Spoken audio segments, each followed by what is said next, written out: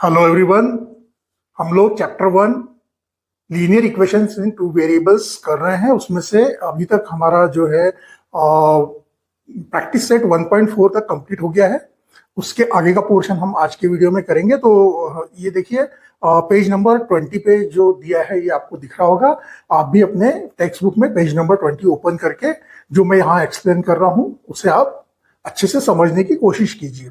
तो देखिए यहाँ पे लिखा है let's learn application of simultaneous equations. अभी जो हम लोग कर रहे थे साइमल्टेनियस इक्वेशन, उसका क्या यूज हो सकता है, मतलब है ना। तो कुछ वर्ड प्रॉब्लम्स होते हैं जिसमें हम लोग ये साइमल्टेनियस इक्वेशन यूज करके हम उसको सॉल्व कर सकते हैं।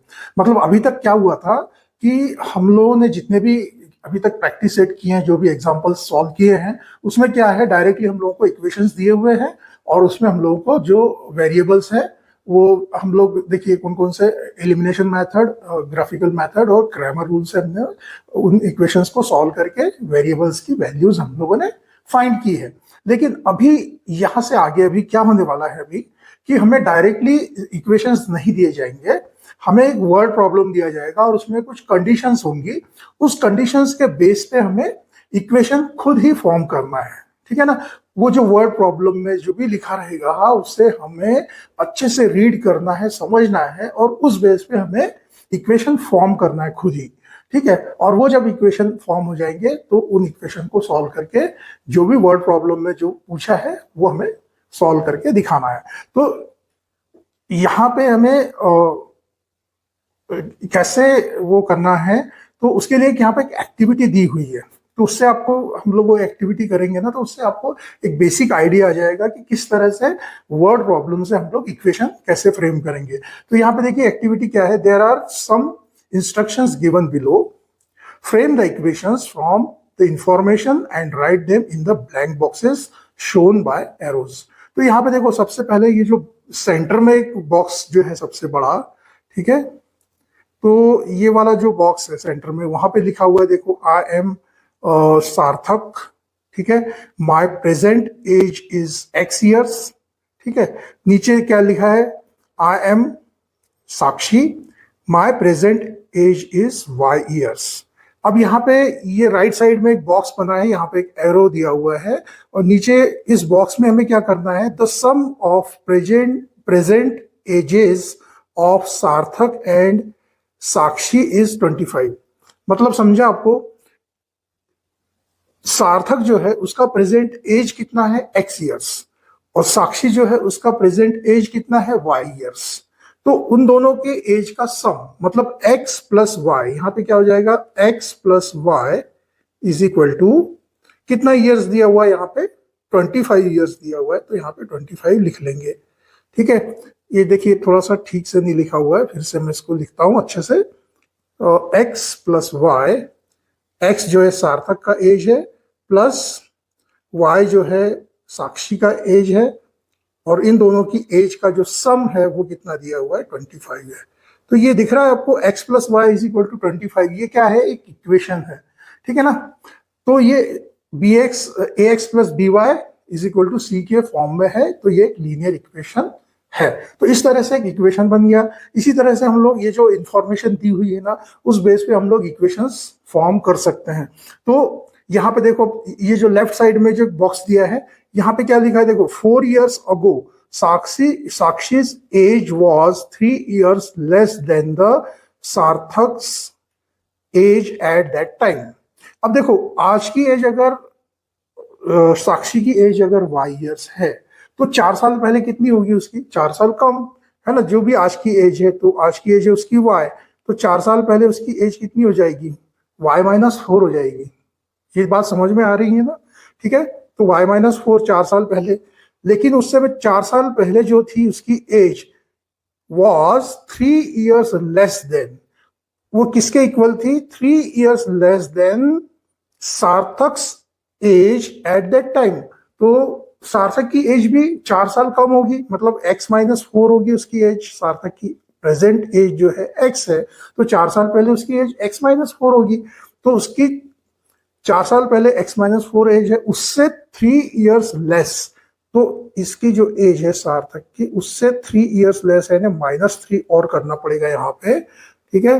तो इस तरह से देखो यहाँ पे भी हमारा एक ये बन रहा है, इक्वेशन बन रहा है, यहाँ पे 3 है। हाँ, तो अब इसको हम, ये तो हमारा x प्लस वाई इक्वल 25 तो इस फॉर्म में था ही, लेकिन यहाँ नहीं है। इसे हम लोग लीनियर इक्वेशन कैसे बनाएंगे देखिए।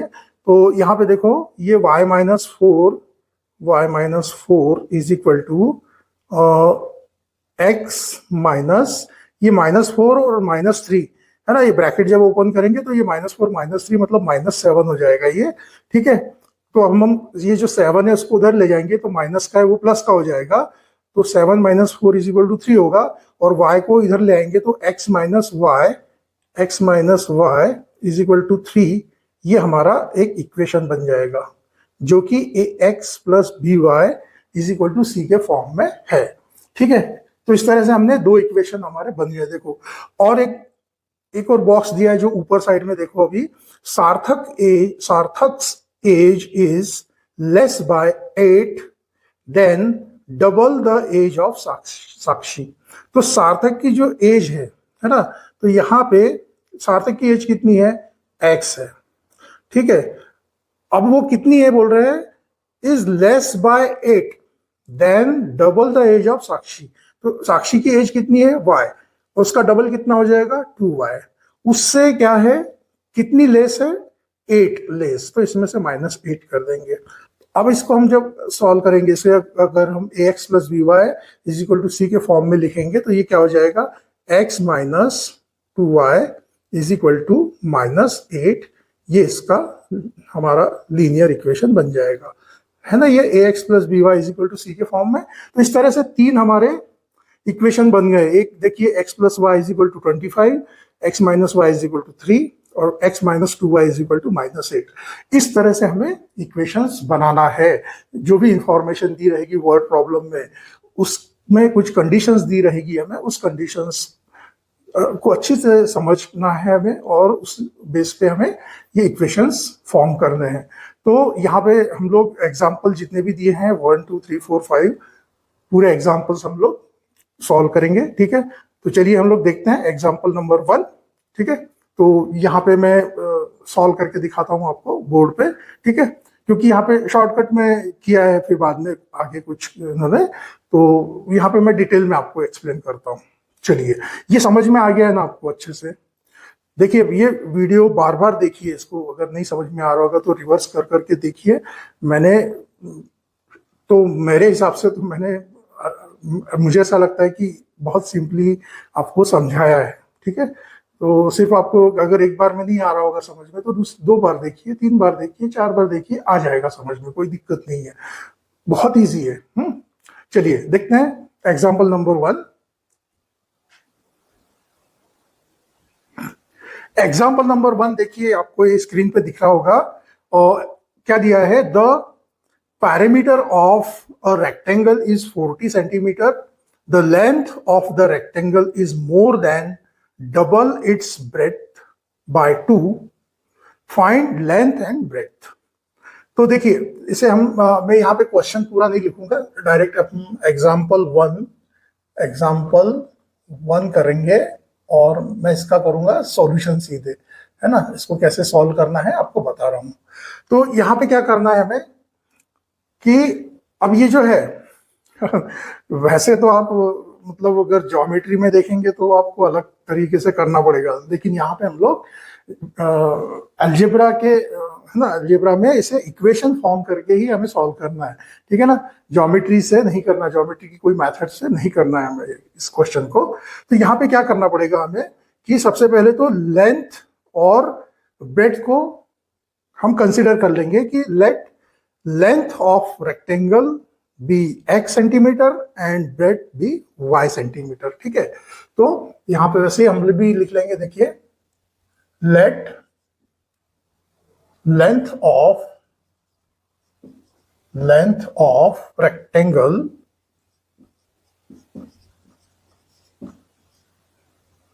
B x and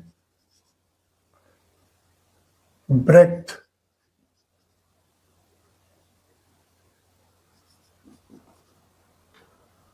be y y centimetre. ठीक है, अब आपको वैसे तो अगर हम इसमें ज्योमेट्री में देखेंगे तो अगर एक रेक्टेंगल दिया होता है, ठीक है ना, एक रेक्टेंगल दिया है हमें जिसकी लेंथ जो है x है और ब्रेड्थ y है, तो इसका पेरीमीटर क्या होता है? पेरीमीटर इज इक्वल टू क्या होता है? पेरीमीटर इज इक्वल टू होता है 2 इंटू लेंथ प्लस ब्रेड्थ होता है। ठीक है, तो ये हमें मालूम होना चाहिए।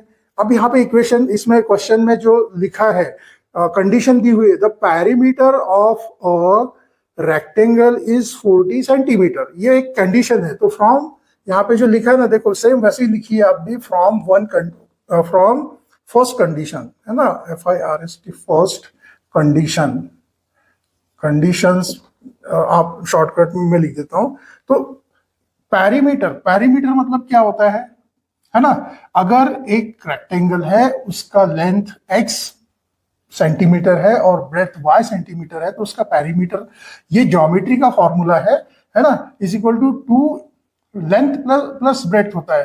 ठीक है ना, तो हम लोग यहाँ पे ये दिया हुआ है हमें क्वेश्चन में, हमें ये दिया हुआ है 40 सेंटीमीटर। तो यहां से इक्वेशन क्या बनेगा, देखो 2 into x plus y is equal to 40। ठीक है, अब ये जो 40 है ना, ये जो 2 है ना, यहां से 40 में डिवाइड हो जाएगा, तो x plus y is equal to क्या बचेगा, सिर्फ 20। तो ये हमारा आ जाएगा इक्वेशन नंबर 1। ठीक है, यहाँ पे दिया हुआ है सेम वैसे ही मैं आपको एक्सप्लेन कर रहा हूं।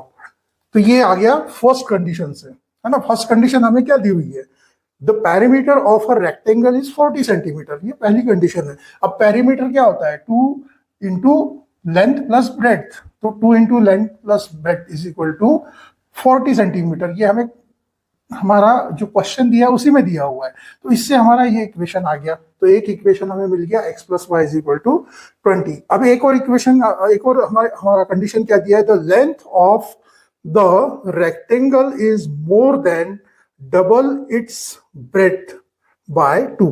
मतलब इसकी जो लेंथ है ना, अभी सेकेंड कंडीशन यही लिख लेता हूं, from second condition, from second condition क्या दिया है यहां पे, यही हमें अच्छे से समझना है। देखो length of the rectangle is, मतलब जो लेंथ है, मतलब हमने यहाँ पे लेंथ किसको कंसीडर किया है, x को कंसीडर किया है। तो जो x है वो क्या है, length is, the length of a rectangle is more than double its breadth by 2। और इसकी जो ब्रेड है वो क्या है, y है, तो उसकी y ब्रेड का डबल मतलब 2y से कितना है, 2 ज्यादा है, तो 2y प्लस 2। ये अगर जिसको समझ में आ गया तो वही इक्वेशन बना सकता है। ठीक है ना, अब यहां से इक्वेशन क्या बन जाएगा, देखो ये जो है ना, ये 2y को हम इधर ले आएंगे, तो ये क्या हो जाएगा, x minus 2y is equal to 2। ये हमारा बन जाएगा सेकेंड इक्वेशन। ठीक है, x minus 2y is equal to 2 जो है वो सेकेंड इक्वेशन बन जाएगा। अब हम इन इक्वेशंस को हम लोग सॉल्व कर लेंगे। ठीक है, तो अब यहाँ पे जो है इन इक्वेशंस को यहाँ पे इन्होंने क्रैमर्स रूल से सॉल्व किया है। ठीक है, तो हम भी क्रैमर रूल से कर लेते हैं, कोई दिक्कत नहीं है। देखिए यहाँ पे जो क्वेश्चन है उसमें स्पेसिफाई नहीं किया है कि आप इसे इलिमिनेशन मेथड से सॉल्व कीजिए या क्रैमर रूल से सॉल्व कीजिए, ऐसा कुछ नहीं दिया है।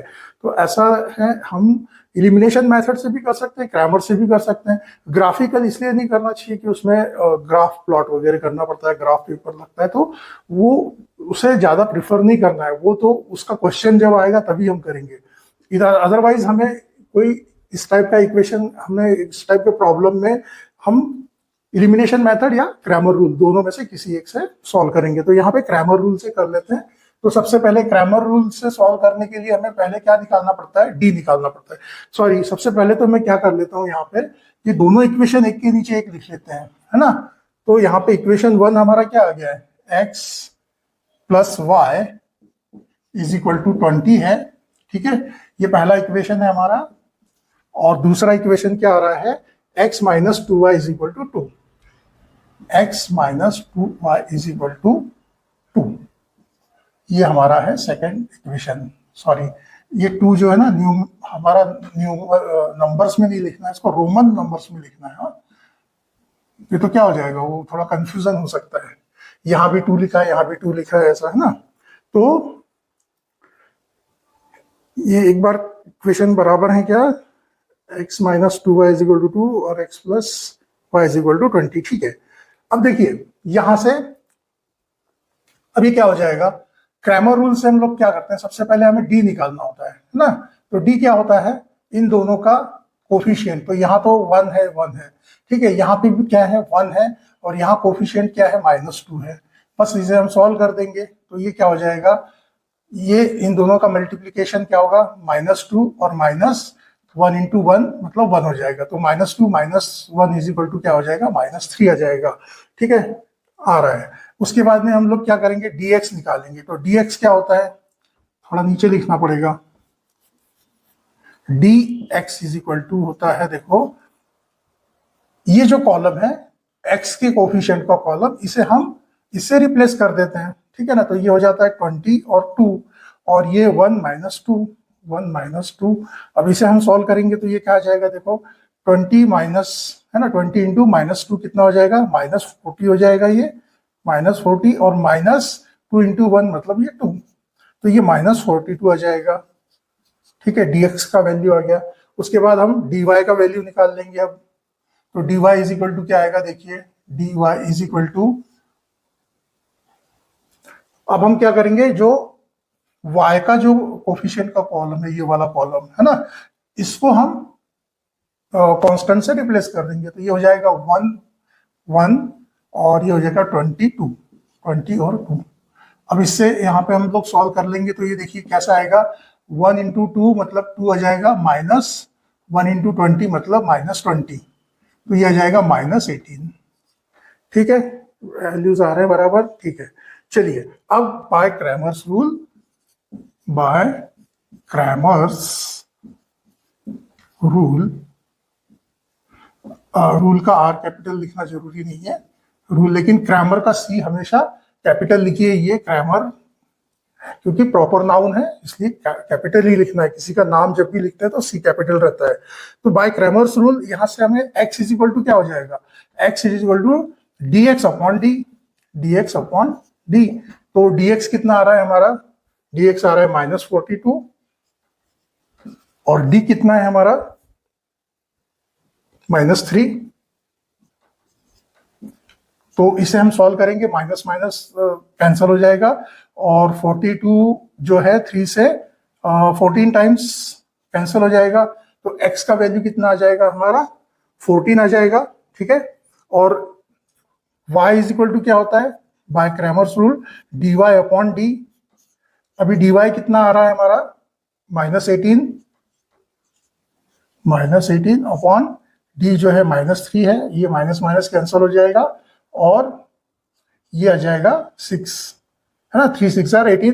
तो यहाँ पे हमारा आंसर क्या आ रहा है, देयरफॉर अब यहाँ पे x, y वैसा लिखना नहीं है अभी हम लोगों को, ये है ना, हमने सिर्फ हमें ये 2 इक्वेशन दिए होते और x और y की वैल्यू निकालो तो हम लिख सकते थे कि x, y is equal to 14,6 is the solution. नहीं, अभी हम लोगों को क्या पूछा गया है, हमें पूछा गया है length of the rectangle, length and breadth of the rectangle. Therefore यहाँ पे आंसर क्या आ जाएगा, length, LENGTH, length of the rectangle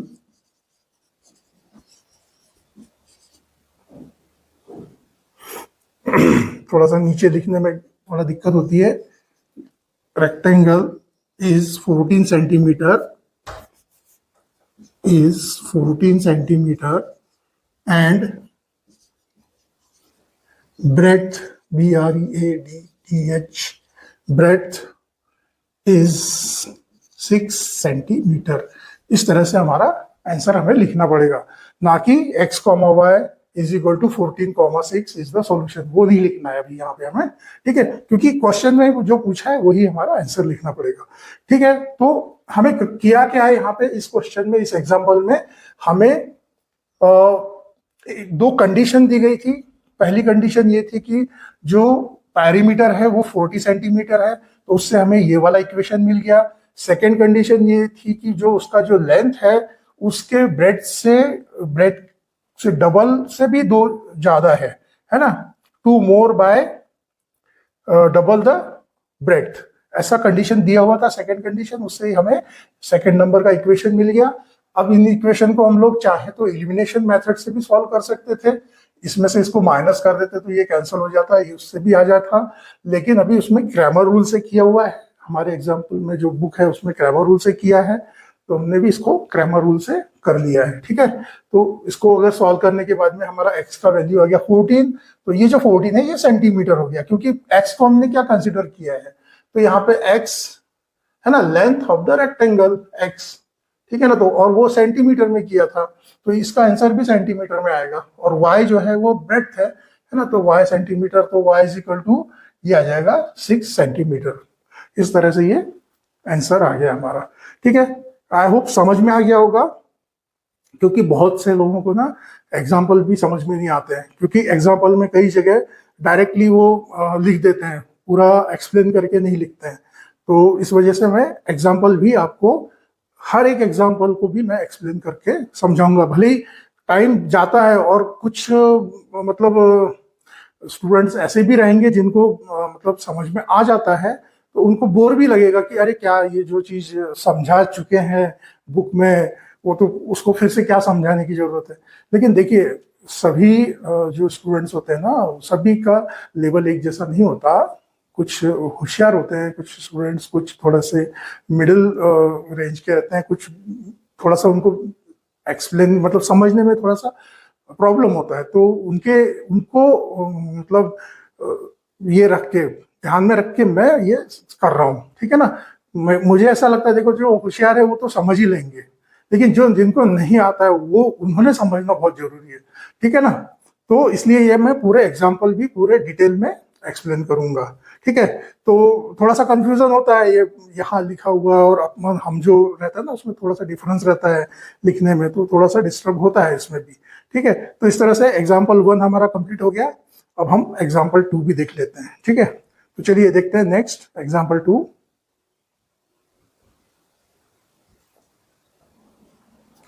page number 21 पे देखिए एग्जाम्पल 2 दिया हुआ है, और यहाँ पे इन्होंने वर्ड प्रॉब्लम ऐसा कुछ बनाया नहीं है, यहाँ पे एक चार्ट जैसा बना दिया है। ठीक है, और ऊपर जो बॉक्स दिया है सॉरी, उसमें sale sale sale only for 2 days, और नीचे लिखा है I have some analogue wrist watches and some digital wrist watches, I am going to sell them at a discount. तो एनालॉग वॉचेस और डिजिटल वॉचेस तो आपको मालूम ही होगा, जिसमें कांटे होते हैं वो एनालॉग वॉच, जिसमें डिजिट्स में हमें नंबर दिखते हैं वो डिजिटल वॉच। तो उसमें फिर बाद में हमें क्या दिया है, पहले दिन 2 दिन का सेल है उनका, तो पहले दिन उन्होंने क्या किया, टोटल 11 एनालॉग वॉचेस और डिजिटल वॉचेस 6 सेल की, और उससे उन्हें कितना अमाउंट मिला, 4,330 रुपीज। सेकेंड डे उन्होंने 22 एनालॉग वॉचेस सेल की और 5 डिजिटल वॉचेस सेल की, और उन्हें जो अमाउंट मिली वो 7,330 रुपीज मिली।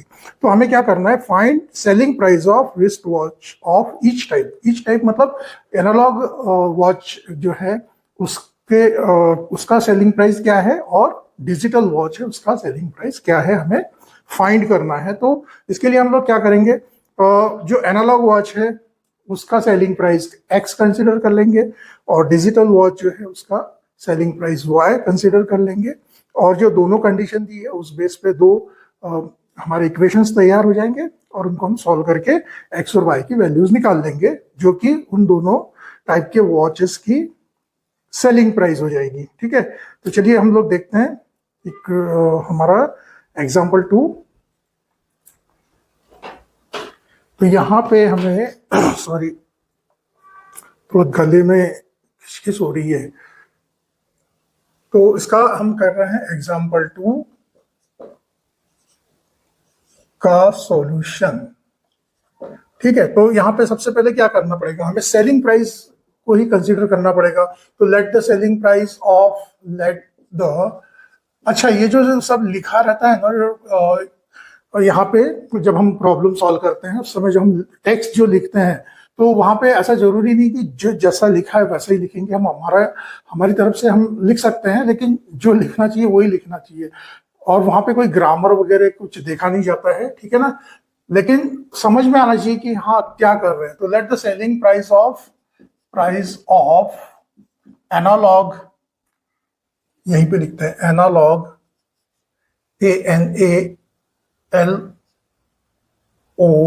ANALOGUE, analogue, watch, WATCH, watch. अब हाँ यहाँ पे लिखा रहता बी रुपीज, या हम लोग इज भी लिख सकते हैं, इज रुपीज और एक्स, ठीक है। ऐसा जरूरी नहीं कि यहाँ पे बी ही लिखना चाहिए, ठीक है ना। Let the selling price of analogue watch is rupees x and selling price of digital watch is rupees y, ठीक है। अब हमें जो पहली कंडीशन दी है, यहाँ पे कंडीशन यहाँ पे दी हुई है, हाँ इस तो यहाँ पे क्या दिया है, देखो ये जो पहला वाला जो बॉक्स है इसमें 1 डे लिखा है ना, जहाँ पे सेल ऑफ फर्स्ट डे। तो यहाँ पे देखो एनालॉग वॉचेस जो है ना, उन्होंने टोटल 11 वॉचेस सेल की है, और एक वॉच की जो सेलिंग प्राइस है एक्स है। तो 11 वॉचेस की सेलिंग प्राइस कितनी हो जाएगी, 11 इंटू एक्स, मतलब 11x हो जाएगी, ठीक है ना। प्लस डिजिटल जो वॉचेस है 6 वॉचेस सेल की है, मतलब 6 वॉच सेल की, और एक वॉच की जो सेलिंग प्राइस y है, तो 6 वॉच की सेलिंग प्राइस हो जाएगी 6y, ठीक है ना। ये समझ में आ रहा है ना, ये 11x क्यों लिखा है, 6y क्यों लिखा है ना। 11 वॉचेस सेल की है, एक वॉच की कीमत x रुपीज है, तो 11 वॉच की कीमत कितनी हो जाएगी, 11x हो जाएगी। सिंपल है। और अच्छे से समझ लीजिए कि एक वॉच 100 रुपए की है ना, x की जगह आप 100 रुपए पकड़ के चलिए, तो 11 वॉच कितने की सेल हो जाएंगी। 11 वॉच अगर हम सेल करते हैं, एक वॉच की कीमत 100 रुपए है, तो 11 वॉच की जो कीमत है 11 इंटू 100 है ना, 11 इंटू 100 मतलब है ना 1100 रुपए हो जाएगी। सिंपल है। मतलब क्या हुआ है, हमने जो सेल प्राइस है और जो क्वांटिटी जो सेल की है उनको मल्टीप्लीकेशन कर दिया। तो सेम वही है, यहाँ पे क्वांटिटी इंटू जो एक वॉच का जो प्राइस है वो मल्टीप्लाई कर दिया, उससे हमारा ये 11x आ गया, प्लस इसी तरह से 6y आ गया, है ना। बहुत से जो रहते हैं ना बच्चों को नहीं समझ में आता है कि 11x कैसे लिख दिया, 6y कैसे लिख दिया, इज इक्वल टू। अब ये दोनों देखो, इससे कुछ पैसे मिले हैं, इससे भी कुछ पैसे मिले, और इन दोनों को मिला के कितने पैसे मिले हैं, ₹4330 मिले हैं। तो ये आ गया है इक्वेशन 1, ठीक है। इसी तरह से दूसरे दिन, है ना, दूसरे दिन जो है उन्होंने 22 वॉचेस एनालॉग वॉचेस सेल की और 5 डिजिटल वॉच सेल की, इज इक्वल टू, उससे उन्हें कितने रुपीज आ गए, 7330 रुपीज आ गए। ये हो गया उसका इक्वेशन नंबर 2, ठीक है। तो यहाँ पे जो दिया हुआ है फ्रॉम फर्स्ट कंडीशन, देखो 11 plus 6y is equal to, ये आ गया first equation. From second condition ये वाला आ गया, ठीक है ना। तो यहाँ पे आप लिखेंगे अच्छे से, अब from first condition, from second condition, ये मैंने लिखा नहीं है, ठीक है, तो आप लिख लेना। अब हम क्या करेंगे, इसमें से इसको माइनस कर देंगे, ठीक है ना। नहीं, इसमें तो माइनस कैसे कर पाएंगे, अगर हम इसको अगर देखो, अब फिर यहाँ पे वही आ जाएगा। अब हम इसे एलिमिनेशन मेथड से भी कर सकते हैं और क्रैमर रूल से भी कर सकते हैं, लेकिन अभी यहाँ पे क्या ये बड़े बड़े नंबर है ना, तो क्रैमर रूल से करना थोड़ा सा टफ हो जाएगा। ये छोटे नंबर रहते हैं ना तो इजी जाता है, क्योंकि इतने नंबर में फिर मल्टीप्लिकेशन वगैरह करना पड़ेगा तो लेंदी हो जाएगा। तो इसे हम इलिमिनेशन मेथड से ही करेंगे। तो इलिमिनेशन मेथड से करने के लिए हमें क्या करना पड़ेगा कि किसी भी एक वेरिएबल का जो कोफिशिएंट है वो एक जैसा करना है। तो यहाँ पे सबसे इजी कौन सा होगा, ये वाला x का, है ना। 11 को हम 22 बना सकते हैं। तो बाय मल्टीप्लाइंग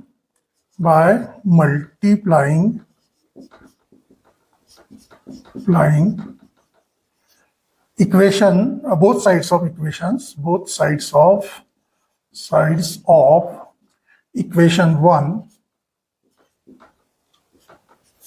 by कितने से करना पड़ेगा, यहाँ से 2 से मल्टीप्लाई करना पड़ेगा। और जब भी हम इक्वेशन में अगर हम मल्टीप्लिकेशन करते हैं ना, तो दोनों साइड में करना है। ऐसा नहीं कि यहीं कर दिया है, हमारा 22 आ गया, बस हो गया हमारा काम। यहाँ भी करना पड़ता है। इक्वेशन का मतलब देखो क्या होता है, बैलेंस, है ना। अगर हम यहाँ पे 2 का मल्टीप्लिकेशन करते हैं तो उसको बैलेंस करने के लिए यहाँ पे भी 2 का मल्टीप्लिकेशन करना पड़ता है। ठीक है, तो ये बेसिक चीज है, लेकिन बता दिया है अभी मैंने। ठीक है, तो इससे मल्टीप्लाई करेंगे तो क्या हो जाएगा, यहाँ पे देखो ये हो जाएगा 22x और ये हो जाएगा 12y और इज इक्वल टू, इसमें 2 का मल्टीप्लिकेशन करेंगे तो देखिए 2 0 0, 2 3 6, 2 3 6 और 2 4 8, तो 8660 ये आ जाएगा हमारा इक्वेशन नंबर 3। ठीक है, अब हम क्या करेंगे, इक्वेशन 2 में से 3 को हम लोग सब्ट्रैक्ट कर देंगे। तो यहाँ पे लिख देंगे हम लोग subtract equation 3, subtract equation 3 from equation 2। ठीक है, तो यहाँ पे इक्वेशन 2 क्या दिया है हमें, 22x plus 5y is equal to 7330 और इक्वेशन 3 हमारा क्या आ गया, 22x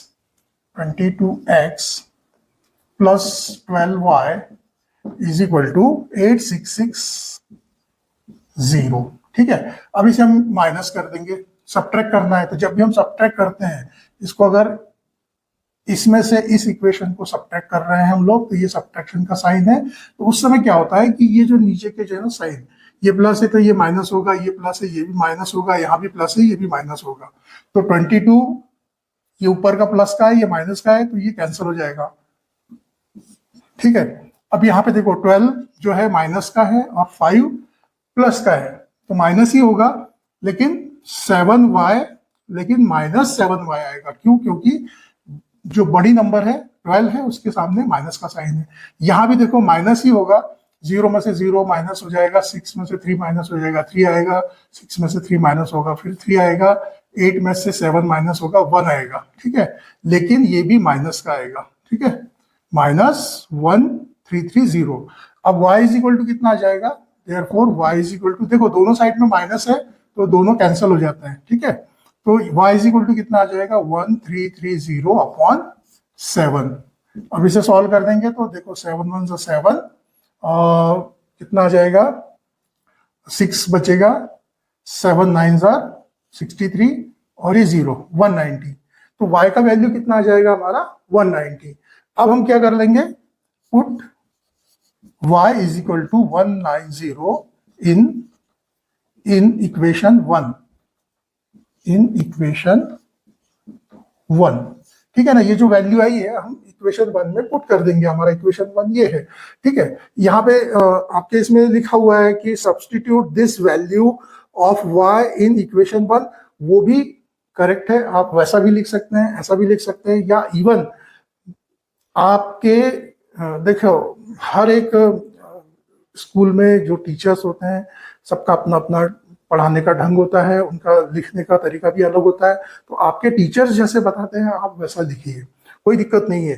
ठीक है, यहाँ पे ये नहीं देखा जाता है कि यही लिखना है, नहीं तो आपका यहाँ पे ग्रामर में मार्क्स नहीं कट होंगे। इतना ध्यान रखिए। तो put y is equal to 190 in equation 1, तो इसमें हम y का वैल्यू 190 रख देंगे, तो ये क्या हो जाएगा, 11x प्लस 6 इंटू 190। ठीक है ना, ये 190 y की जगह हम लोग 190 रख रहे हैं, इज इक्वल टू 4330। अब इसको और सॉल्व कर लेंगे हम लोग आगे। तो देखिए ये क्या हो जाएगा, 11x प्लस 6 इंटू 190 करेंगे तो ये कितना आ जाएगा, 6 0 0, 6 9 54, अब 4 आएगा, 5 कैरी ओवर हो जाएगा, 6 1 6 प्लस 1, 6 1 6 प्लस 5 11, है ना, 1140 ना, 11 plus 11x plus 11 1140 is equal to 4330। ठीक है, अब यहां से 11x इज इक्वल टू कितना, ये जो है ना ये इधर चला जाएगा, तो 11x इज इक्वल टू आ जाएगा हमारा, इसमें से इसको माइनस करेंगे तो देखो 0 में से 0 माइनस हो जाएगा, फिर ये यहाँ से 3 में से 4 माइनस होगा तो ये 9 आएगा, ठीक है। और फिर ये हो जाएगा 2, 2 में से 1 माइनस करेंगे तो फिर ये 1 आएगा, और ये हो जाएगा 3, 3 में से 11x इज इक्वल टू 3190 आ जाएगा, ठीक है ना।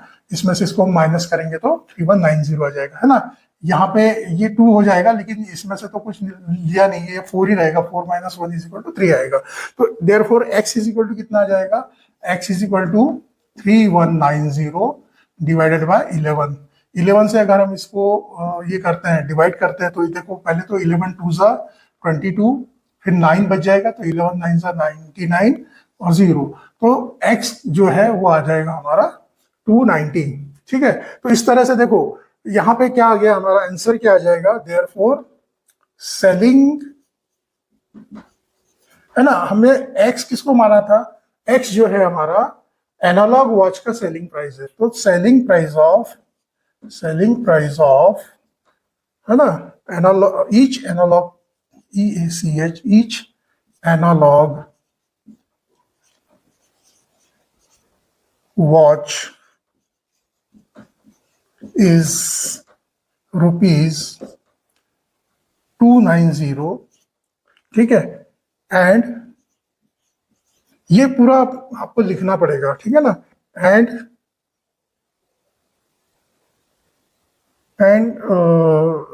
यहाँ पे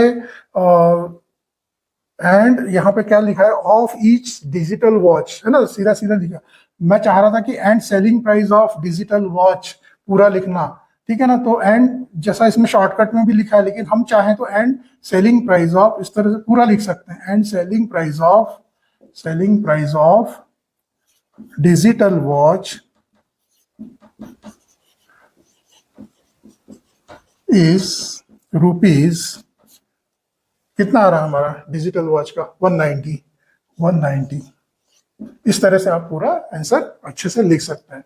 तो समझ में आ गया इसको भी। देखिए इसमें क्या किया था, इसमें हमें वर्ड प्रॉब्लम नहीं दिया है, हमें एक चार्ट, जिसको फ्लो चार्ट जैसा दिया था हमें, पेज नंबर, ये देखिए पेज नंबर 21 पे दिया है। यहाँ पे जो इंफॉर्मेशन दी है उस बेसिस पे हम लोगों ने ये जो है 2 इक्वेशन हमने फॉर्म किए, ठीक है। और इसको हमने सॉल्व करके, ये किससे सॉल्व किया हमने, एलिमिनेशन मेथड से सॉल्व किया। एलिमिनेशन मेथड से सॉल्व करके x और y के वैल्यूज आ गए, और x को हमने कंसीडर किया था selling price of analogue watch, और y को कंसीडर किया था selling price of digital watch. तो x की वैल्यू और y की वैल्यू जो आई, वही आंसर हमने लिख दिया कि selling price of analogue watch is rupees 290 and selling price of digital watch is rupees 190, ठीक है। शायद समझ में आ गया होगा आपको, ठीक है। चलिए देखते हैं एग्जाम्पल नंबर 3। चलिए एग्जाम्पल नंबर 3 देखते हैं, पेज नंबर 23 पे है, देखिए। और ये जो एग्जाम्पल है ये आज तक कभी एग्जाम में तो पूछा नहीं गया है, और मतलब रिसेंटली तो नहीं पूछा गया, उसके बहुत पहले कभी पूछा गया तो मुझे मालूम नहीं है, लेकिन ये क्वेश्चन शायद ही आएगा। लेकिन अगर आ गया, गलती से अगर क्वेश्चन ये आ गया, देखिए बोर्ड एग्जाम है, इसमें हम ऐसा नहीं बोल सकते कि ये क्वेश्चन है कभी नहीं पूछा गया तो वो पूछा ही नहीं जाएगा कभी।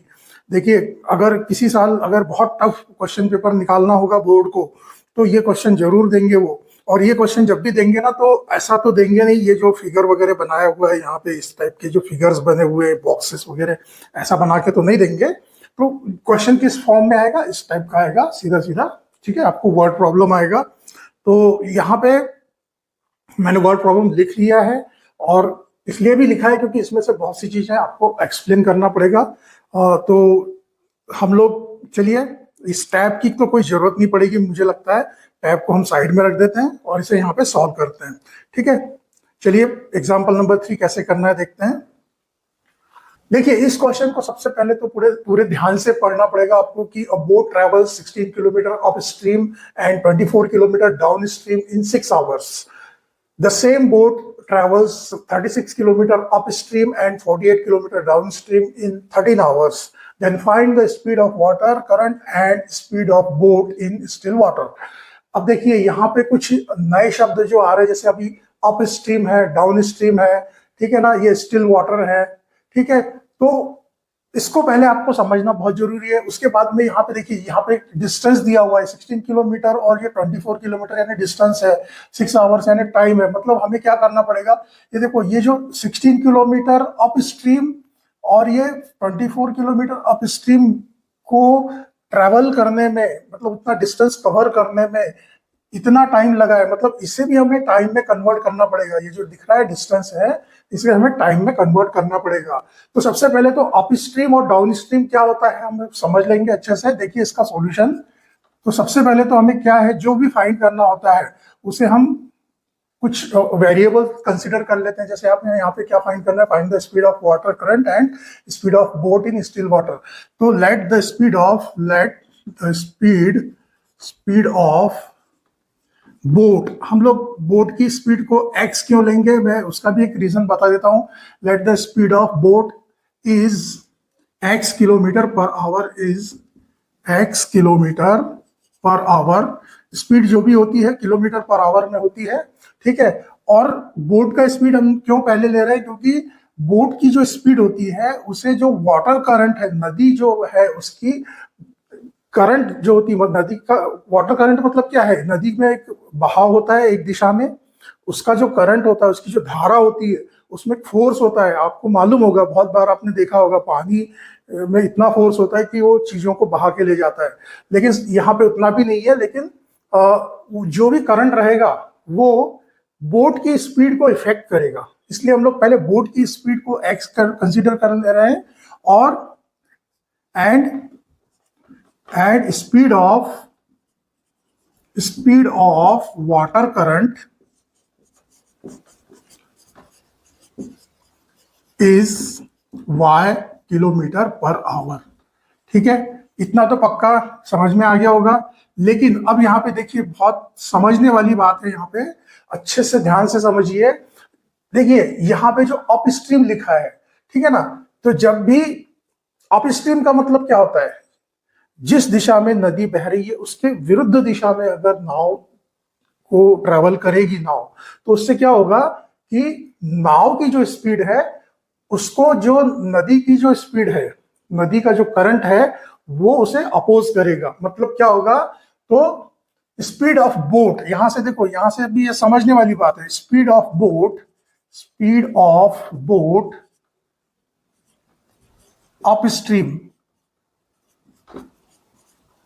अपस्ट्रीम क्या हो जाएगा, एक्स। देखो स्पीड, बोट का स्पीड है एक्स, और नदी का जो करंट है, वाटर करंट, उसका स्पीड है वाई। तो जो अप स्ट्रीम में जो बोट का स्पीड होगा वो क्या होगा, तो speed of boat in upstream is equal to x minus y हो जाएगा। X minus y kilometre per hour, यहां पे लिख लेता हूं kilometre per hour. And that in downstream, अब डाउन स्ट्रीम में क्या होगा, डाउन स्ट्रीम मतलब क्या होता है, जिस दिशा में नदी बह रही है उसी दिशा में अगर नाव ट्रेवल करेगी, तो जो नाव यानी बोट है ना, मैं हिंदी में भी बोलूंगा इंग्लिश में भी बोलूंगा, समझ लीजिएगा।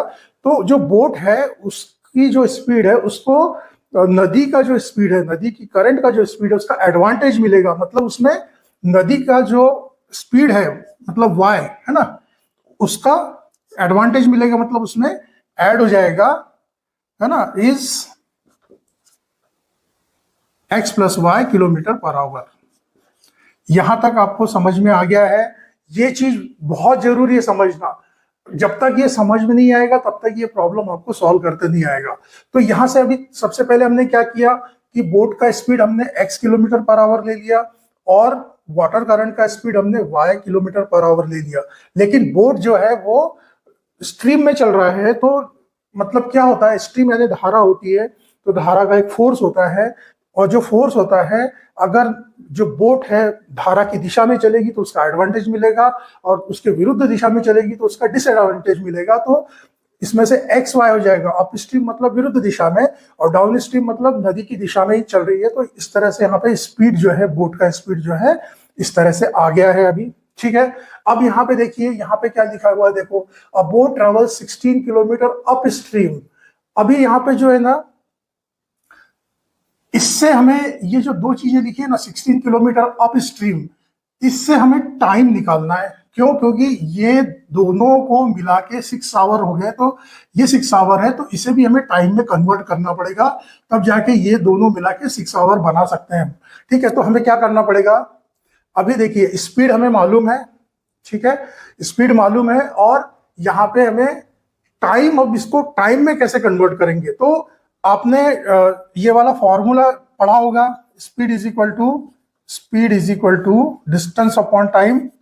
ठीक है, डिस्टेंस अपॉन टाइम। एक मुझे अच्छा याद आ गया, एक छोटा सा मैं आपको ट्रिक बताता हूं। क्या करना है आपको? इस तरह से सर्कल बनाइए, उसके 3 पार्ट कीजिए इस तरह से। यहाँ पे डिस्टेंस, स्पीड और टाइम। देखिए यहाँ D for distance, S for speed और T फॉर टाइम। तो यहाँ पे देखिए स्पीड इज इक्वल टू, ये देखिए इसको S को छुपा दीजिए, तो स्पीड इज इक्वल टू क्या होता है? Distance upon time, D upon T मतलब डिस्टेंस अपॉन टाइम। इसी तरह से अगर हम इसे हमें किसमें कन्वर्ट करना है? टाइम में, तो टाइम इज इक्वल टू क्या हो जाएगा? Distance upon speed. तो यहाँ पे डिस्टेंस कितना दिया है यहाँ से, therefore time is equal to क्या आ जाएगा? Distance upon speed, distance upon speed. अब देखिए यहाँ पे डिस्टेंस कितना दिया हुआ है? 16 किलोमीटर, और उसकी यहाँ पे अपस्ट्रीम लिखा है, तो अपस्ट्रीम में जो इसकी स्पीड है बोट की, वो क्या है? यहाँ पे लिखा हुआ है स्पीड ऑफ बोट अपस्ट्रीम, है ना? यहाँ पे इन लिखना रह गया है, ठीक है ना? In upstream is equal to x minus y kilometre per hour. तो यहाँ पे हो जाएगा x माइनस वाई। तो ये क्या हो जाएगा? टाइम टेकन बाय बोट, है ना? Time taken by boat in upstream, है ना? टाइम टेकन बाय बोट,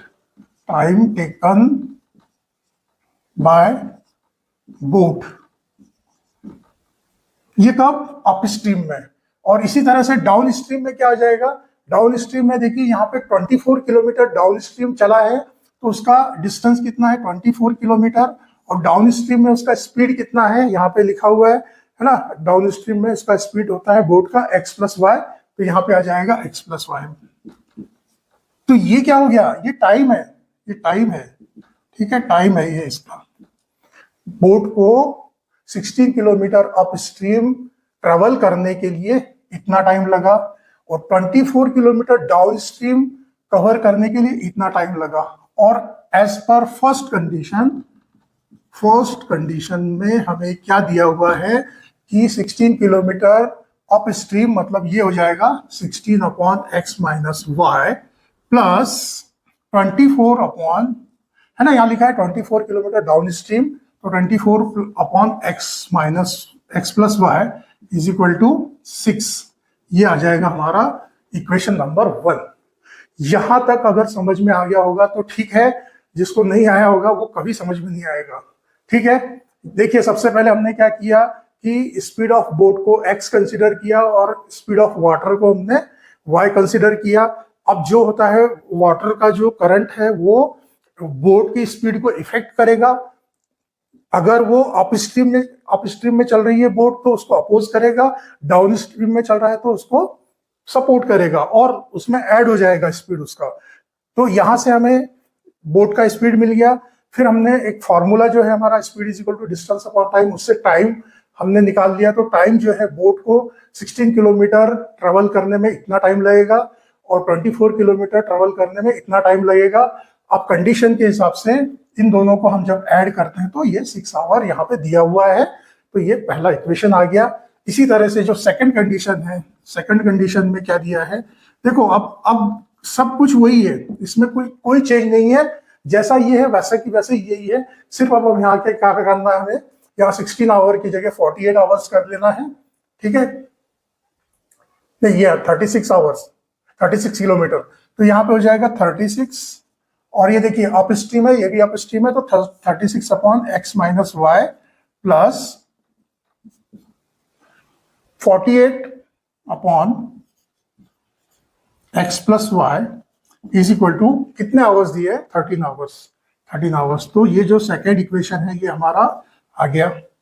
और ये कहाँ से आ रहे हैं ये दोनों इक्वेशन? समझ लीजिए अच्छे से, ठीक है। मैं अपनी तरफ से तो पूरी कोशिश कर रहा हूं समझाने की, ये अब आपके ऊपर है, ठीक है। चलिए, अब ये इक्वेशन आपको क्या दिख रहे हैं? जो हमने प्रैक्टिस सेट 1.4 में सॉल्व किए हैं, जो नॉट लीनियर होते हैं, है ना। तो ये नॉट लीनियर इक्वेशन है। तो इसे हम कैसे सॉल्व करते हैं? तो इसे हम सॉल्व करने के लिए ये जो वेरिएबल्स होते हैं इसको अनदर किसी एक वेरिएबल से हम लोग रिप्लेस कर देते हैं। तो यहाँ पे बाय रिप्लेसिंग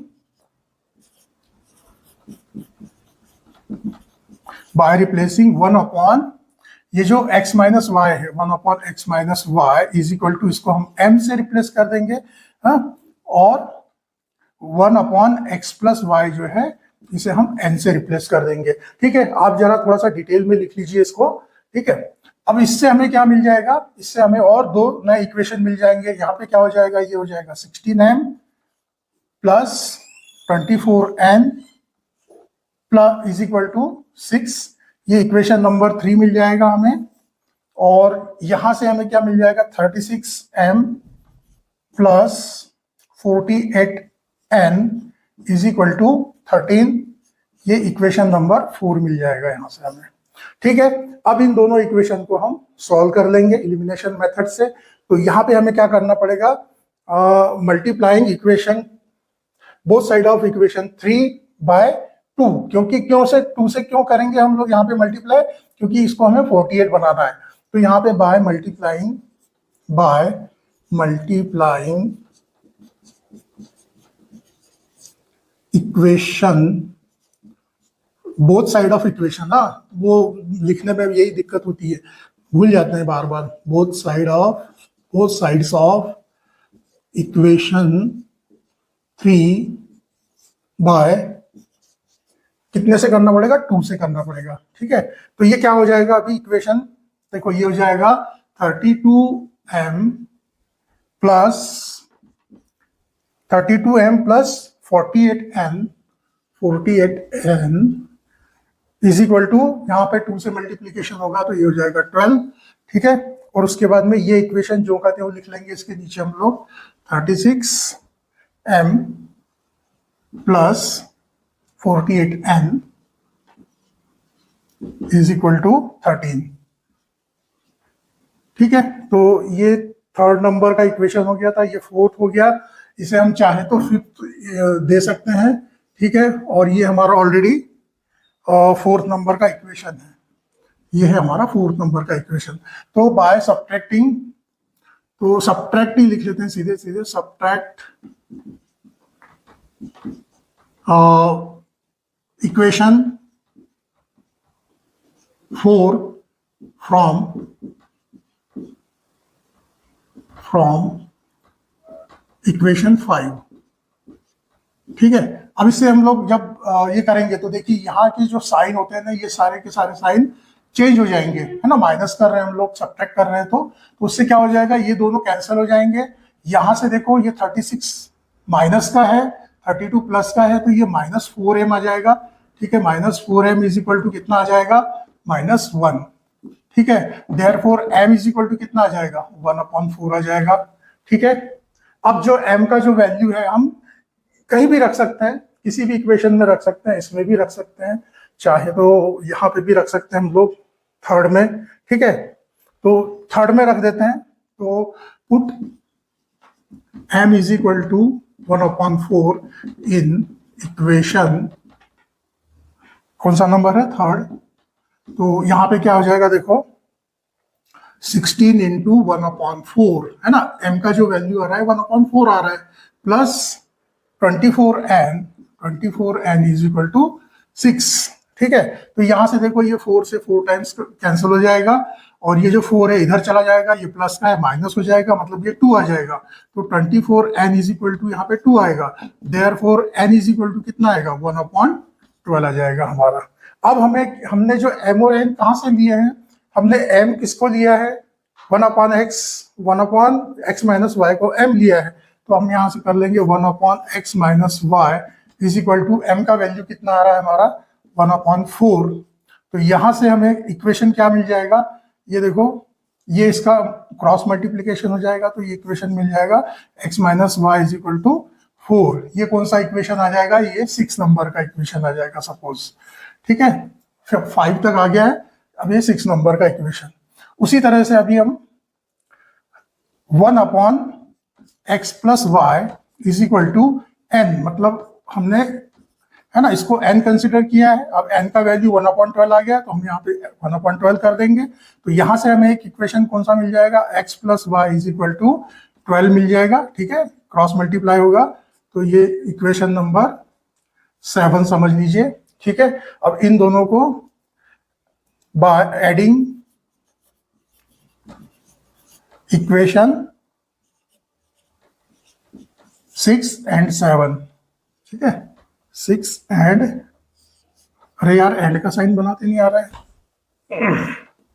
थोड़ा सा सॉरी, यहाँ लिखने में दिक्कत होती है झुक के। एंड 6 एंड 7, ठीक है। तो अब देखो इन दोनों को हम ऐड करेंगे तो क्या हो जाएगा, ये y और y कैंसिल हो जाएगा और x प्लस x 2x हो जाएगा। 2x इज इक्वल टू कितना आ जाएगा, 4 प्लस 12 16 आ जाएगा। Therefore x is equal to कितना आ जाएगा, 8, ठीक है। अब 8 का जो वैल्यू है हम इक्वेशन 6 में रख देंगे, है ना। तो put x is equal to 8 in equation 6। तो हमें यहां से देखो, यहाँ पे हम 8 रख देते हैं, है ना, x की जगह हम 8 रख देंगे। तो ये जो 8 है ये इधर जाएगा, 4 माइनस 8 मतलब -4 हो जाएगा। y minus y is equal to -4, मतलब therefore y is equal to कितना आ जाएगा, y इज इक्वल टू आ जाएगा 4। अब देखिए ये x को हमने क्या बोला था, यहाँ पे हमने क्या किया है, speed of boat is x kilometre per hour. तो हमारा बोट का स्पीड कितना आ गया।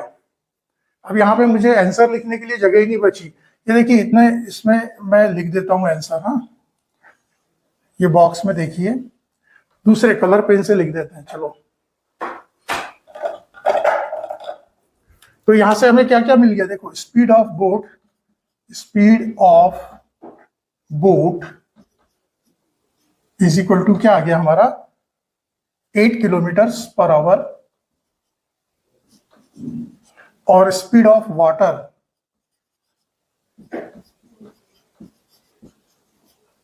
इज इक्वल टू कितना आ गया हमारा, 4 किलोमीटर पर आवर। तो इस तरह से ये क्वेश्चन हो गया हमारा सॉल्व, ठीक है। बहुत इजी है, सिर्फ लेंदी है।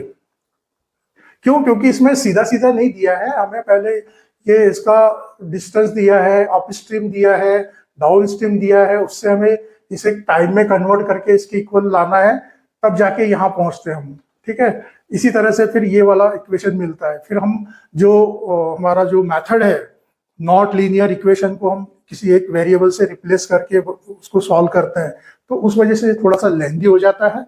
बाकी है इजी, ठीक है, थोड़ा सा टाइम कंज्यूमिंग है। तो आई होप समझ में आ गया होगा, ठीक है। नहीं आया होगा तो 2-2 बार 3-3 बार देखिए वीडियो को, 100% समझ में आ जाएगा।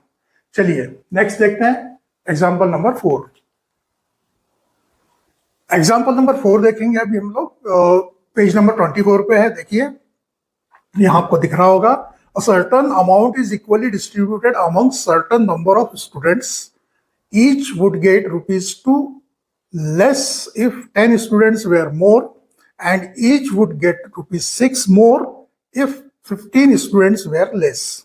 Find the number of students and the amount distributed. तो बहुत ही इजी क्वेश्चन है ये, इतना कुछ टफ नहीं है जैसा लास्ट क्वेश्चन था, और इसीलिए मुझे यहाँ पे लिखना पड़ा था। इस क्वेश्चन को लिखने का जरूरत नहीं है, और यहाँ पे जो देख देख के हम लोग इसको सॉल्व कर सकते हैं, कोई दिक्कत नहीं है। तो देखिए यहाँ पे एग्जाम्पल नंबर 4 कर रहे हैं हम लोग। तो इसका कैसे सॉल्यूशन है, देखिए यहाँ पे देखो, जब भी हमें कोई वर्ड प्रॉब्लम है ना, पहले तो हमेशा उसको अच्छे से ध्यान से उसको एक बार पढ़ लो, एक बार नहीं समझ में आ रहा दूसरी बार पढ़ लो। तो यहाँ पे वर्ड प्रॉब्लम को सॉल्व करने में क्या है, सबसे पहले हमें क्या फाइंड करना है वो देख लेना है, और उसको फाइंड करने के लिए हमें क्वेश्चन में दिया क्या क्या है। ठीक है, और उस बेस पे फिर हमें इक्वेशन बना के, तो यहाँ पे हमें फाइंड क्या करना है, तो find the number of students, तो हमें फाइंड ही करना है, तो let the number of students is, let the number of students is x, ठीक है, एंड, ठीक है, और हमें क्या निकालना, एंड द अमाउंट डिस्ट्रीब्यूटेड, और उन लोगों को, and each student, and amount given to each student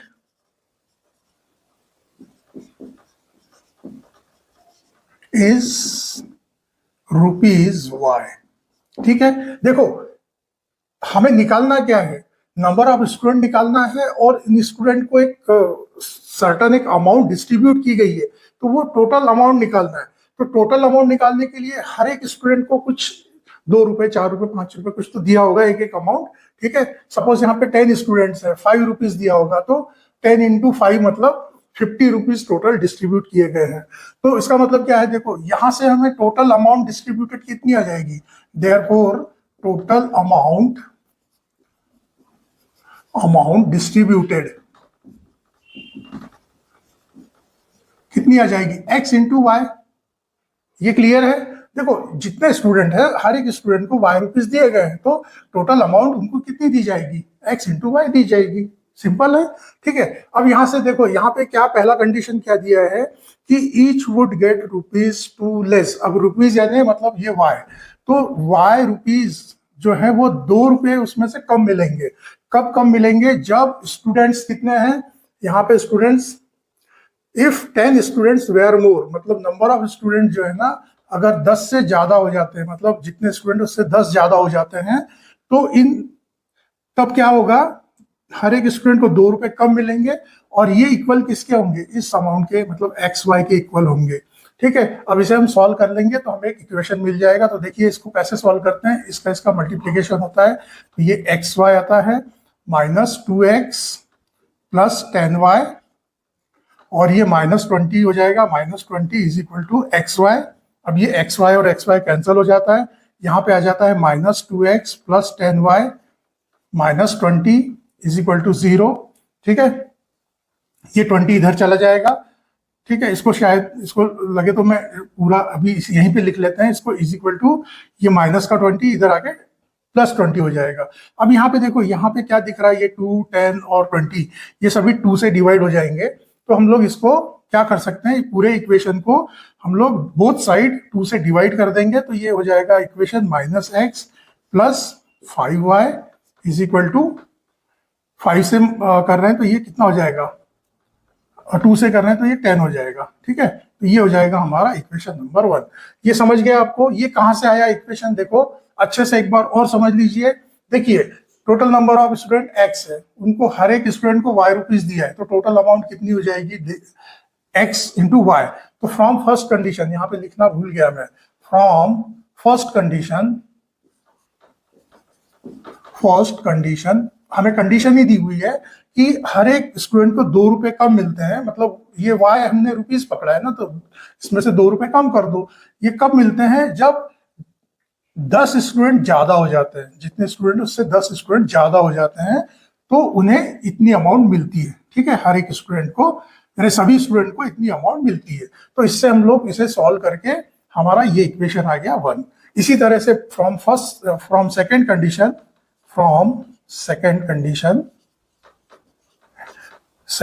condition, देखो यहाँ पे सेकंड कंडीशन क्या दी हुई है कि ईच वुड गेट ₹6 मोर, है ना। मतलब अभी क्या हो जाएगा, जो रुपीस है वो ₹6 ज्यादा मिल जाएंगे।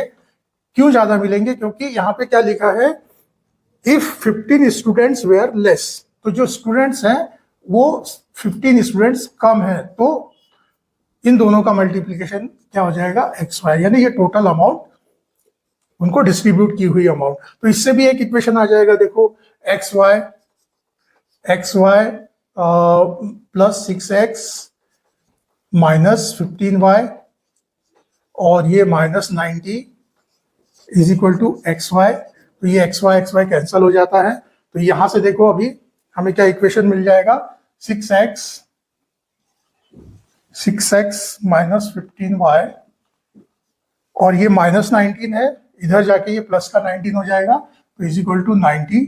अब यहाँ पे भी देखो, और ये जो है 6, 15 और 90, ये तीनों जो नंबर है 3 से डिवाइड हो सकते हैं, ठीक है। तो हम क्या करेंगे कि दोनों साइड, इस इक्वेशन के दोनों साइड को हम 3 से डिवाइड कर देंगे, तो ये हो जाएगा 2x, ये हो जाएगा 5y, और इज इक्वल टू 3 से करेंगे ये हो जाएगा 30। तो ये हो जाएगा हमारा इक्वेशन नंबर 2, ठीक है। अभी हमने देखो, किसी भी इक्वेशन को बनाना है, किसी भी चीज को करना है, तो जितना ज्यादा सॉल्व कर सकते हैं उतना हमें लिखना है सॉल्व करके। हालांकि हम लोग इसको एज इट इज, ये वाला इक्वेशन को 1 लेके इसको 2 लेके हम लोग सॉल्व कर सकते हैं, आंसर वही आएगा, लेकिन इक्वेशन लिखते समय हमें जितना हो सके उससे सॉल्व करके लिखना है। तो अब ये हमारा इक्वेशन हो गया 1, ये हो गया इक्वेशन 2। तो बाय एडिंग इक्वेशन 1 एंड 2, एक और दो को हम ऐड कर देंगे, तो देखिए यहां से क्या आ जाएगा, माइनस एक्स, यहाँ पे plus 5y is equal to है 10, और ये वाला है 2x minus 5y is equal to 30। तो जब भी ऐड करेंगे तो ये क्या हो जाएगा, ये दोनों कैंसिल हो जाएंगे। अब इसको हम ऐड कर रहे हैं, तो ये प्लस का 2x है और ये माइनस 2x है, मतलब ये एक x बचेगा, सिर्फ यहाँ पे x, ठीक है। और इसको हम ऐड कर रहे हैं, तो ये कितना हो जाएगा, ये हो जाएगा 40, ठीक है। यहाँ कोई साइन वगैरह चेंज नहीं हो रहा है क्योंकि हम इसको ऐड कर रहे हैं, ये भी प्लस का ये भी प्लस का है, 30 प्लस 10 40 हो जाएगा। ये प्लस का 2 है, माइनस एक्स है, एक्स आ जाएगा, तो therefore x is equal to कितना आ गया हमारा 40। मतलब एक्स हमें क्या कंसिडर किया हमने कि नंबर ऑफ स्टूडेंट्स हमारे आ गए हैं 40, ठीक है। अब ये जो एक्स का वैल्यू है हम किसी भी इक्वेशन में रख लेंगे, 1 में 2 में, ठीक है। तो 1 में रख लेते हैं, तो put x is equal to 40 in equation 1।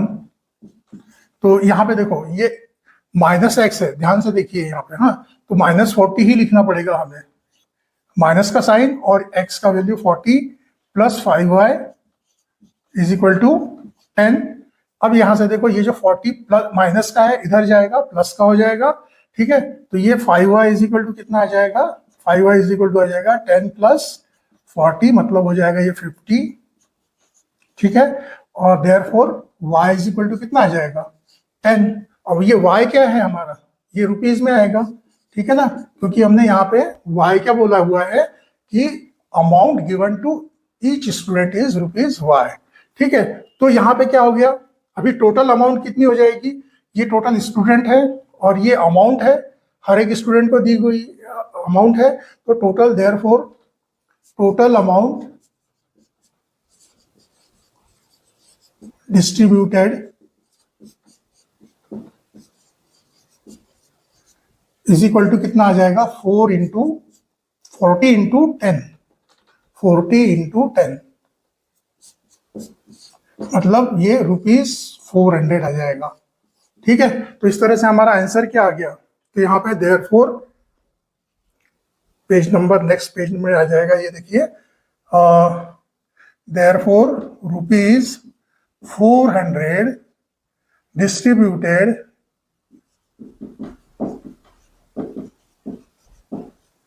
Equally among 40 students, ठीक है। क्लियर हो गया, कोई दिक्कत नहीं है, बहुत इजी क्वेश्चन था, ठीक है। यहाँ से बहुत ही इजीली इक्वेशन बन गए हमारे, इसको इजीली सॉल्व कर लिया, ठीक है। सिर्फ इसको एक बात समझना जरूरी है यहाँ पे कि ये जो टोटल अमाउंट डिस्ट्रीब्यूटेड है ये कैसे आया है, ठीक है ना।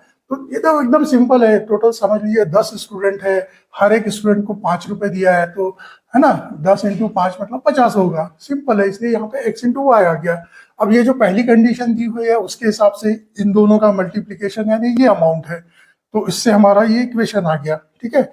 इसी तरह से दूसरी कंडीशन से ये हमारा इक्वेशन नंबर 2 आ गया, है ना। और इन दोनों को सॉल्व करने से x और y के वैल्यूज मिल गए, ठीक है ना। तो उससे हमने क्या किया है, ये x मतलब है हमारा नंबर ऑफ स्टूडेंट्स, तो टोटल नंबर ऑफ स्टूडेंट्स कितने हैं 40 है और उन लोगों को कितनी अमाउंट डिस्ट्रीब्यूट की गई है, हर एक को ₹10 अमाउंट दी गई थी, तो 10 इंटू 40 मतलब ₹400 जो है डिस्ट्रीब्यूटेड अमाउंट है। ठीक है, इजी है।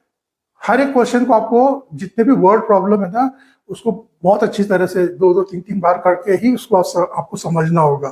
ठीक है, चलिए नेक्स्ट देखते हैं एग्जाम्पल नंबर 5। एग्जाम्पल नंबर 5 देखिए, पेज नंबर 25 पे दिया हुआ है और इस क्वेश्चन को भी मैंने यहाँ पे लिख लिया है क्योंकि इसमें कुछ ऐसा है जो मुझे ठीक से एक्सप्लेन करना पड़ेगा, मुझे ऐसा लगता है, इसलिए मैंने यहाँ पे लिख लिया है। तो क्वेश्चन क्या है देखिए, a 3-digit number is equal to 17 times the sum of its digits. If the digits are reversed, the new number is 198 more than the old number. Also, the sum of extreme digits is less than the middle digit by unity. Find the original number. तो हम लोग इस tab को तो मैं यहाँ रख देता हूँ साइड में क्योंकि यहाँ पे इसी से मैं मुझे एक्सप्लेन कर दूंगा मैं। ठीक है, तो देखते हैं हम लोग कैसा है इसका सॉल्यूशन। देखिए यहाँ पे हमें क्या करना है, हमें एक 3 डिजिट नंबर दी गई है। अब आपको मालूम होगा 3 डिजिट नंबर में क्या क्या होता है, एक यूनिट प्लेस होता है, एक टेंस प्लेस होता है और एक 100 प्लेस होता है। ठीक है, अब हम यहाँ पे 3 डिजिट का नंबर दिया है तो इसका मतलब ये नहीं है कि 100 प्लेस पे एक डिजिट कंसीडर कर लेंगे, लेट द डिजिट एट या in 100 place is equal to x, tens पे वाई और यूनिट पे जेड है। ऐसा नहीं कर सकते, क्यों? क्योंकि हम लोग इक्वेशन इन 2 वेरिएबल्स का चैप्टर कर रहे हैं तो हमें सिर्फ 2 वेरिएबल्स यूज करना है। तो हम क्या करेंगे कि 100 प्लेस पे जो डिजिट है उसे हम x कंसीडर कर लेंगे और यूनिट प्लेस पे जो डिजिट है उसे हम y कंसीडर कर लेंगे। तो let the digit in 100 place is x and in unit place is y। ठीक है, अब आप बोलेंगे टेंस का क्या, तो यहाँ पे देखिए क्वेश्चन में वही लिखा है इसलिए मैंने ये क्वेश्चन यहाँ पे लिखा है। तो 100 प्लेस पे आप कंसीडर करेंगे कि 100 प्लेस पे जो डिजिट है वो x है और यूनिट प्लेस पे जो है y है। अब ये जो टेंस प्लेस है वो क्या है, उसका क्या है ना, यहाँ पे z नहीं लेना है हमें। ठीक है, हमें क्या करना है, यहाँ इसी क्वेश्चन में देखिए यहाँ लिखा है also the sum of extreme digits. समझ रहे हैं, एक्सट्रीम डिजिट यानी ये देखो ये 3 डिजिट का नंबर है, ये पहला है ना, यूनिट से देखेंगे तो ये पहला डिजिट, ये टेंस प्लेस का डिजिट और ये 100 प्लेस का डिजिट, इस तरह से ये 3 डिजिट का नंबर है। तो इसमें the sum of extreme digit कौन से हो जाएंगे, दोनों छोड़ के, मतलब 100 का एक डिजिट और यूनिट का एक डिजिट। तो sum of extreme digit is less than the middle digit by unity. तो यहाँ पे इन दोनों का सम क्या हो जाएगा, x प्लस वाई। ठीक है, एक्सट्रीम डिजिट जो है x प्लस वाई, तो ये क्या है, इन दोनों का सम क्या है, मिडिल का जो डिजिट है उससे लेस बाय यूनिटी, मतलब जो मिडिल का डिजिट है वो इनके सम से एक कम है, एक से कम है। इस तरह का हमें यहाँ पे कंडीशन दिया हुआ है, समझ लीजिए अच्छे से। The sum of extreme digit, तो ये सम ऑफ एक्सट्रीम डिजिट है इज लेस देन द, यहाँ पे लिखा है यूनिटी, मतलब एक से कम है, किससे, मिडिल डिजिट से। ठीक है, तो यहां से therefore middle digit is equal to क्या आ जाएगा, मिडिल डिजिट आ जाएगा, ये जो 1 है ना इधर आ जाएगा, तो ये x प्लस वाई प्लस 1 हो जाएगा। तो ये जो बुक में भी आपके लिखा हुआ है एक टेबल बना के, तो उसमें यहाँ पे बीच में x प्लस वाई प्लस 1 लिखा हुआ है, वो कहाँ से आया, शायद आपको समझ में आ रहा होगा। ये यहीं पे कंडीशन दी हुई है कि इन दोनों एक्सट्रीम डिजिट का जो सम है वो मिडिल डिजिट से यूनिटी से कम है, मतलब एक से कम है। तो ये जो एक है वो इधर आ गया है ना, यहाँ से इधर इसको हमने इधर ले आया, तो ये माइनस का प्लस हो गया, तो हमारा मिडिल डिजिट निकल गया। ये मिडिल डिजिट हमारा ये है, तो हमने यहाँ पे लिख लिया, समझ गया। तो ये है हमारा एक 3 डिजिट का नंबर। लेकिन अब ये नंबर है ना, तो ये नंबर हम ऐसा तो लिख नहीं सकते ना, तो ये नंबर को एक वैल्यू होगी। ये वैल्यू कैसे निकालते हैं आपको मालूम है ना, हम लोग बहुत ही 4th 5th में पढ़ा है शायद आपने, देखो एक्सपांड करते हैं है ना, थ्री सपोज 345 नंबर है तो उसको एक्सपांड करके कैसे लिखेंगे, 300 प्लस 40 प्लस 5, ठीक है ना। तो यूनिट प्लेस में 1 का मल्टीप्लीकेशन होता है, 10 प्लेस में 10 का मल्टीप्लीकेशन होता है, 100 प्लेस में 100 का मल्टीप्लीकेशन होता है। तो जो हमें जो नंबर दी गई है, ये नंबर एक्चुअली कौन सी है, तो given number is equal to क्या है हमारा, given number is equal to हमारा क्या है, 100 into x plus 10 into x plus y plus 1 और ये प्लस y, ठीक है, ये नंबर है। इसे हम सॉल्व करेंगे तो हमारा नंबर क्या आएगा, देखिए 100x, नहीं यहाँ पे ही लिखना पड़ेगा, नीचे चला जाएगा नहीं तो वो, इसको मैं इरेज कर देता हूं। तो हमारा जो दिया हुआ नंबर क्या है, देखिए 100x plus 10 into x plus y plus 1, क्योंकि ये 10 प्लेस पे है तो इसमें इंटू 10 करेंगे तो इसका मल्टीप्लीकेशन होगा, तो ये 10x प्लस 10y प्लस 10 है ना, और ये प्लस y। तो ये जो है हमारा गिवन नंबर है। इसको पूरा हम लोग सॉल्व करके लिखेंगे तो ये देखिए 100x प्लस 10x मतलब ये हो जाएगा 110x plus 10y plus y मतलब 11y हो जाएगा, और ये प्लस 10। तो ये है हमारा गिवन नंबर, ठीक है।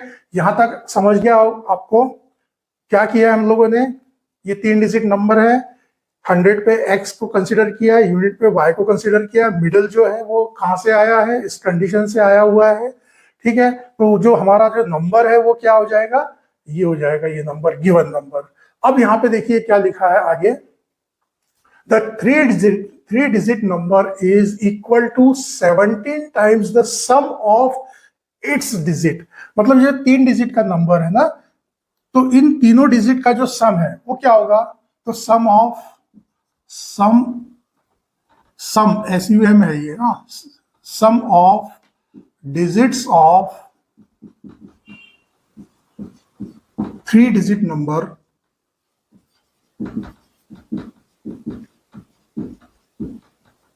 देखिए यहाँ पे कौन कौन से डिजिट है हमारे, ये है, क्या आ जाएगा, x plus y plus 1, x plus y plus 1 और प्लस ये है y। तो हमारा जो इन तीनों डिजिट का जो सम है वो कितना आ रहा है, देखो x प्लस एक्स हो जाएगा 2x plus y plus Y 2y हो जाएगा, और ये प्लस ये वाला 1। तो sum of digits of 3 digit number कितना आ रहा है, ये आ रहा है। अब यहाँ पे देखो ये पहली कंडीशन दी हुई है, फ्रॉम फर्स्ट कंडीशन क्या दिया हुआ है यहाँ पे देखिए, और 3 digit number is equal to, मतलब 3 डिजिट नंबर हमारा कौन सा है, ये वाला है 3 डिजिट नंबर, ठीक है, ये हमारा 3 डिजिट नंबर है। तो ये किसके इक्वल है, 3 digit number is equal to 17 times, मतलब 17 का मल्टीप्लीकेशन करना पड़ेगा किसमें, 17 times the sum of its digit. तो ये जो 3 डिजिट का नंबर है उसके सभी डिजिट का सम जो है ना ये आ रहा है हमारा, ठीक है। तो इसका 17 टाइम्स होगा, तो ये हो जाएगा 2x प्लस 2y प्लस 1। अब इसे हम सॉल्व कर देंगे तो देखिए क्या आ जाएगा, 110x plus 11y plus 10 is equal to, ये देखो 17 का इसमें मल्टीप्लीकेशन हो जाएगा, ये हो जाएगा 34x प्लस 34y प्लस 17, ठीक है।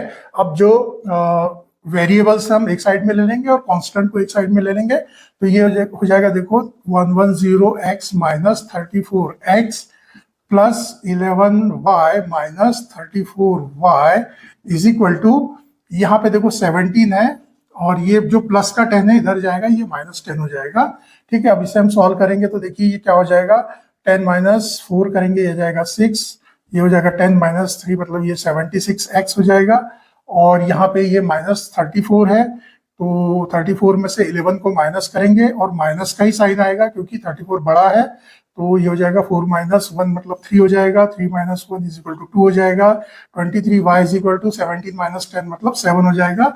ये आ गया हमारा इक्वेशन नंबर 1, ठीक है।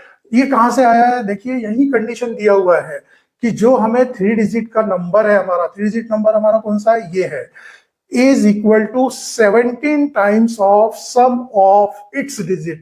तो sum of digit of 3 digit number, ये जो 3 डिजिट नंबर है इसका सम क्या है, ये है। तो इसका 17 टाइम्स हम लोग सॉल्व कर लेंगे तो हमारा ये वाला इक्वेशन मिल जाएगा। ठीक है, अब फ्रॉम सेकंड कंडीशन, अब दूसरी कंडीशन हमें क्या दी हुई है देखेंगे। सेकंड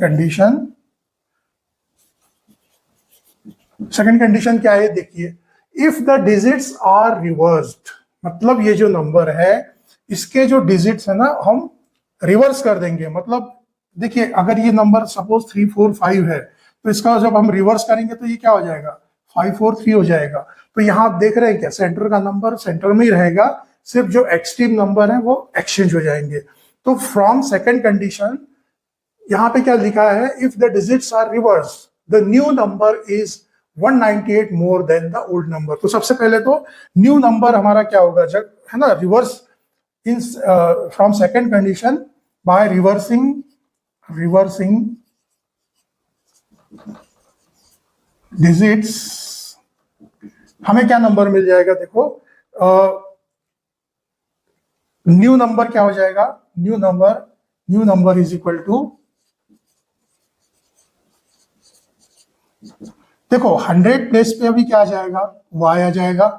ठीक है ना, ये जो है ना y, यहां हम लोग इसको रिवर्स कर रहे हैं तो 100 प्लेस पे आ जाएगा y, मतलब 100y हो जाएगा, प्लस जो यूनिट जो हमारा टेंस प्लेस है वो तो वही रहेगा, तो ये 10 into x plus y plus 1।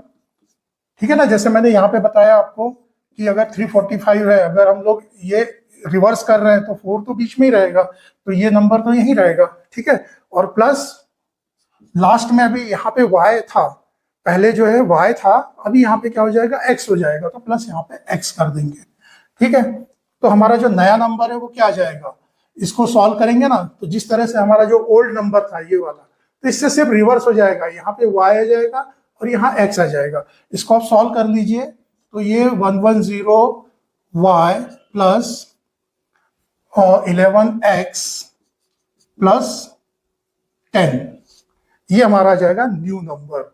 अब सेकंड कंडीशन में हमें क्या बता रहा है कि जो न्यू नंबर है is 198 more than the old number.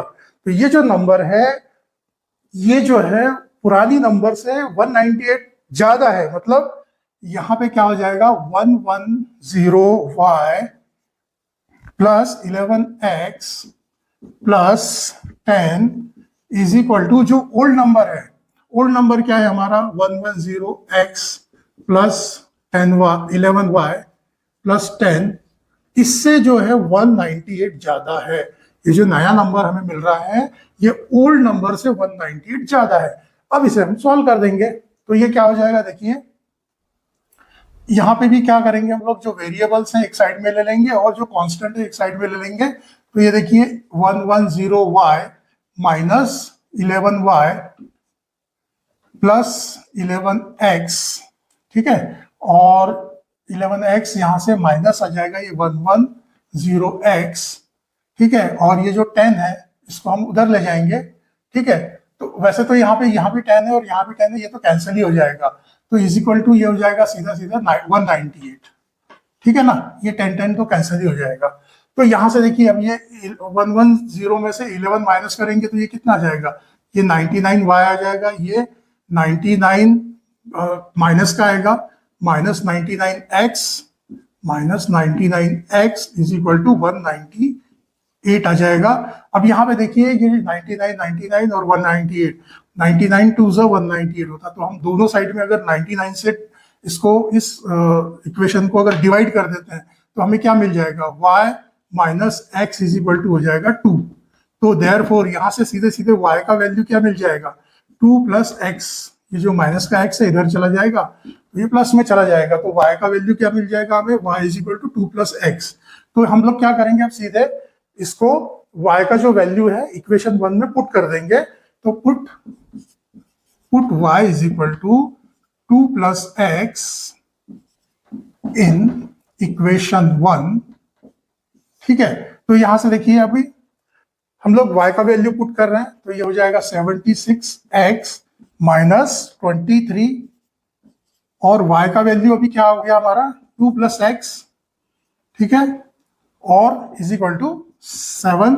तो इसको अगर हम सॉल्व करते हैं तो देखिए क्या हो जाएगा, 76x माइनस 23 इंटू 2 करेंगे तो ये हो जाएगा माइनस का 2 3 6 और 2 4 2 2 4 तो 46 आ जाएगा।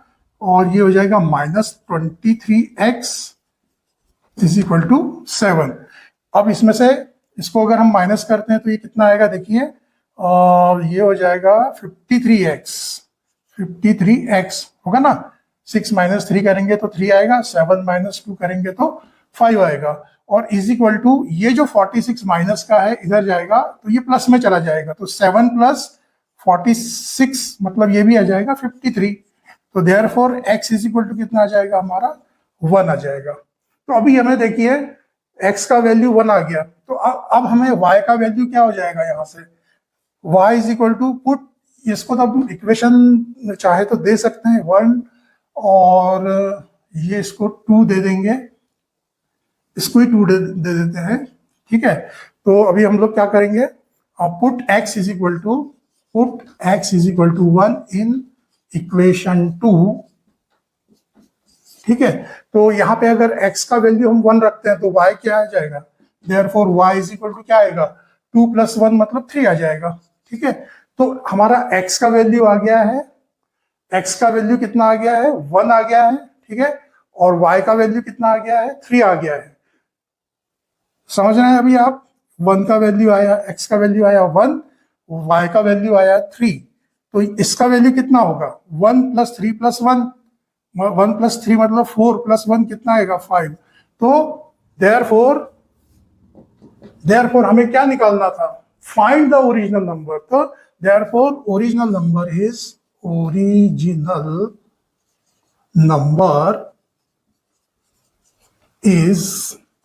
153, ठीक है। तो इस तरह से हमें इसका आंसर क्या मिल गया है, 153।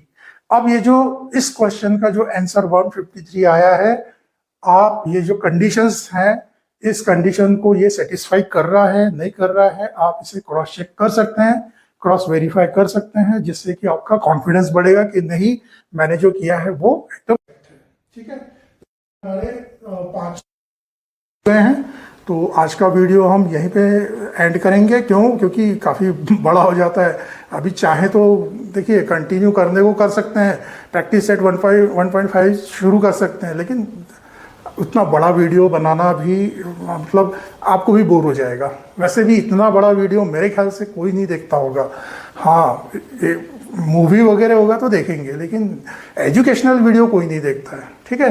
तो चलिए ठीक है, आज के वीडियो में हम लोग इसको यहीं पे एंड करते हैं। नेक्स्ट वीडियो में हम लोग प्रैक्टिस सेट 1.5 करेंगे। तो मिलते हैं नेक्स्ट वीडियो में। Thank you.